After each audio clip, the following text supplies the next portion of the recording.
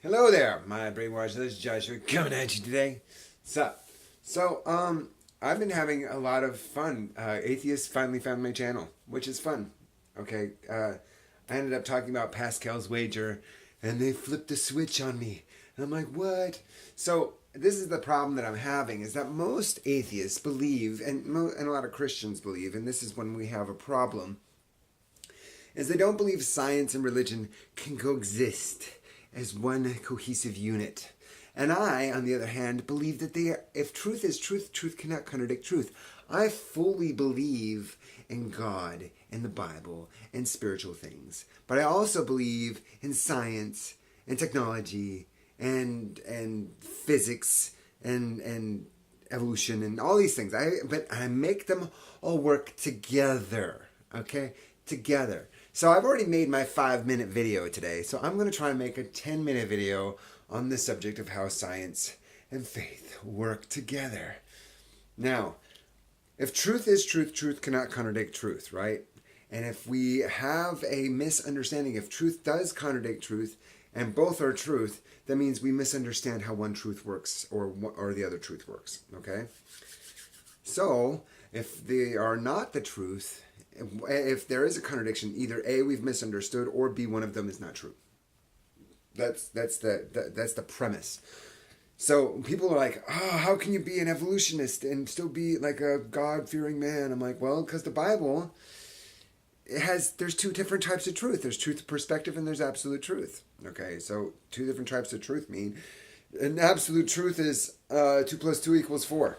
That's an absolute truth. There's really no way you can change that. That's just how reality is. If I have one thing and then two things, that equals 4 things. Or, wow, 2 + 2 = 4. Sorry, 2 + 2 = 4. Not 1 + 1 = 2. But see, that's still an absolute truth. Okay, an absolute truth is, if you look at this from this perspective, it looks like a circle. But if you look at it from this perspective, it looks like I don't know. I can't. That's a weird shape. But the point is, the only way that this perspective and this perspective coexist is that one is one from one perspective, the other one is from another perspective, but it encapsulates the entirety of the truth of the pen, which is where we get the absolute truth from. Got it? Get it? One perspective, two perspective.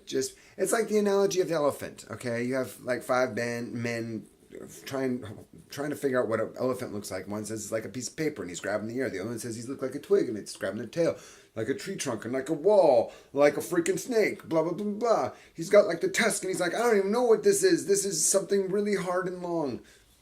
Anyway, the point is that these are all truths, but from a very specific perspective. Okay, so God created the universe in, 7 days?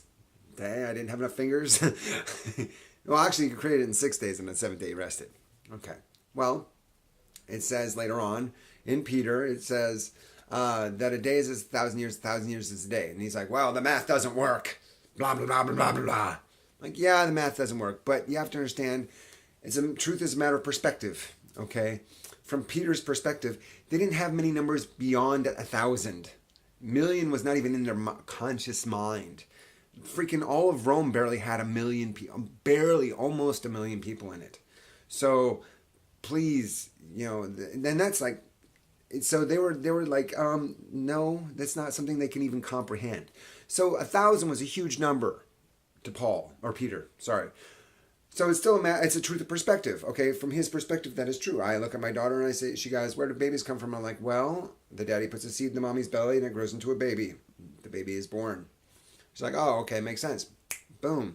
Didn't lie to her. Just a specific perspective. So, did God create the universe in 7 days? Yes, he did. From his perspective, not from our perspective. But if God tried to explain to Adam how long it took him to make the universe, Adam would not have understood a word he said. He'd be like, what? Don't worry about it. It took 7 days. I was 6 days, and on the 7th day I rested. We're good. Because that's what it was from his perspective. God didn't lie. He's just like, I can't explain this to you, so I'll just use it from my perspective so that way we can relate. Okay, we'll relate. Okay? Yeah, there you go. Noah's Ark, another example. how do you put all those animals on the ark? That's just ridiculous. Well, you have to look at it from a matter perspective. He's like, all the animals upon the face of the earth. I'm like, okay, well, how big was the earth compared to Noah? Like, how big is Noah's earth? Well, if you see that if you look in the Bible, Noah's ark landed in the mountains of Ararat. The nearest body of water to the mountains of Ararat is the Black Sea. In the bottom of the Black Sea Basin, there are recorded human settlements that they found at the bottom of the Black Sea Basin, and they know that there was an explosive erosion that drained the Mediterranean into the Black Sea Basin at a specific time. Now, let's say you're Noah at the bottom of the Black Sea Basin, and all of a sudden God says, I want you to gather up all the animals upon the face of the earth. How big is your earth? It's probably about as far as you could see, right? There's mountain ranges all around you because you're in the middle of a basin, and there's all these hills, these mountains are surrounding you. You're like, well, that's the whole edges of the earth. So how many animals are in my basin? I only have to get them by 2 or by 7, depending on what animal they were. That's not that big a deal. I mean, it's still a huge endeavor, but it's not a mind-bogglingly impossible concept to comprehend. Do you see what I'm saying here? When God said, let there be light, boom! There was a really big bang. It's been, nearly 14 billion years since God created the heavens and the earth? Think of every 1 billion years as a day and the other billion years as a night. That means we've almost been around for a freaking full week. From God's perspective.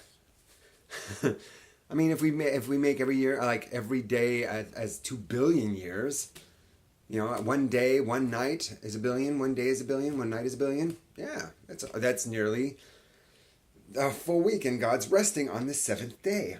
Ironic how that works. Evolution, man.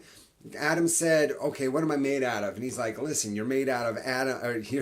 He's like, you're made out of dust of the ground.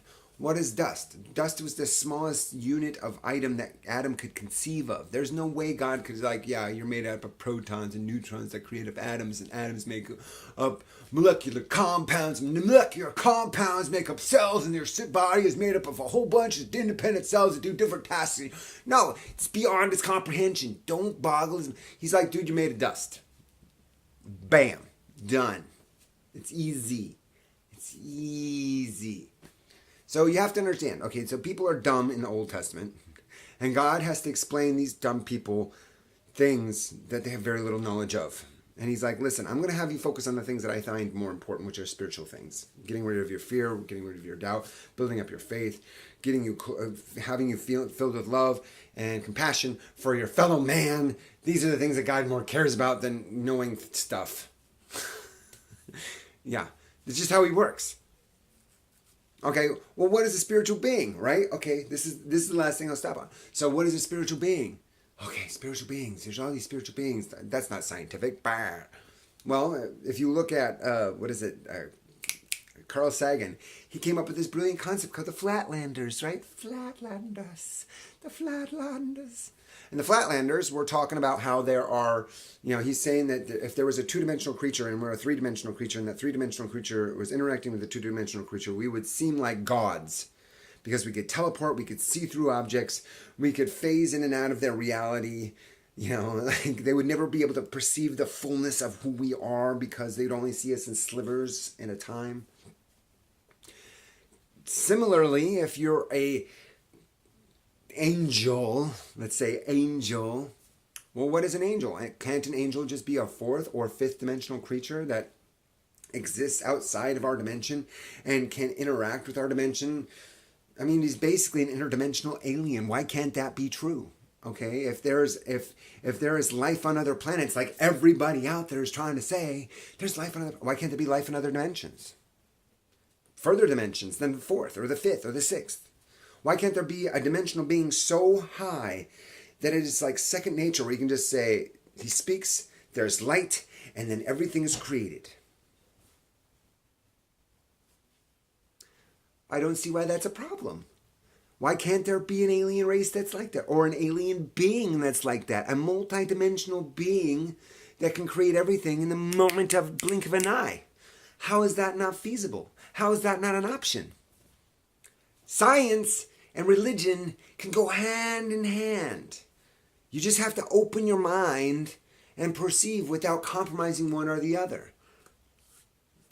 Truth cannot contradict truth. They just can't do it. So what I'm imploring you guys to do is stop shutting your mind off to one or the other. Atheists, you're known for just turning off your mind when it comes to anything spiritual. Freaking religious people, seriously, stop being such a pain in the butt when it comes to science. Like, no, evolution, no, flat, blah, blah, blah. Seriously, guys, can we all just get along? I'm Joshua, the heretic. You know I love God because I love virtue, justice, salvation. Hope you come to the live stream on Saturday at 10 o'clock. You have a great day. Peace, loving, grooving, etc. What's up?